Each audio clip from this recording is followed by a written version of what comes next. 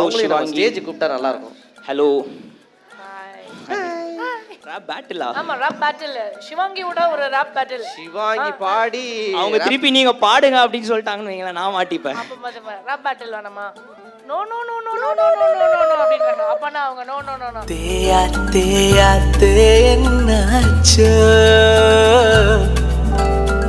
சிவாங்கியை நான் cook with கோமாளில பார்த்து நிறைய ரசிச்சிருக்கேன். அவங்களோட ஃபன், அவங்களோட ஹியூமர் இப்பதான் ஃபர்ஸ்ட் டைம் பாக்குறேன். ஹாய் சிவாங்கி. ஹாய் நே, hi everybody, how are you? சிவாங்கிக்கு ஃபேன்ஸ் வந்து நாளுக்கு நாள் கூட்டிட்டே போயிட்டே இருக்காங்க. உங்கள் வாக்கு பலிக்கட்டுனே. எனக்கு என்னன்னா அவ இந்த குழந்தை வந்து ஒரு ஹோம்லி கேர்லா மாறிட்டு வரத பாக்கும்போது இட்ஸ் மெடிக்கல் மிராக்கிள். ஆமா, எனக்கே ஒரு மாதிரி ஆச்சரியமா இருக்கு. அதுவும் அடுத்த வருஷம் வந்து எனக்கு 25 வயசு, என்னால நம்பவே முடியல. ஓ மை ஐயோ, காட். இப்படி பட்டுன்னு போட்டு உடைச்சிட்டீங்களே. பரவாயில்ல, நோ ப்ராப்ளம். பரவாயில்லையே. ஆனா நீங்க வந்து பாக்குறதுக்கு ரொம்ப அழகா ஹீரோயின் மாதிரி போயிட்டு இருக்கீங்களே.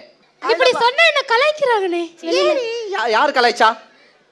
யார் கலாய்ச்சா? அப்படி சும்மா பாக்குறவங்களா ஏன் ஊ மூஞ்சிலாம் ஹீரோயின்னு கேக்குறாங்க. ஏய் அப்படிலாம் யாராவது சொன்னீங்கன்னா அப்படி இல்ல. உங்களை பிடிச்சவங்களோட வாய்ஸ் மட்டும் கேளுங்க.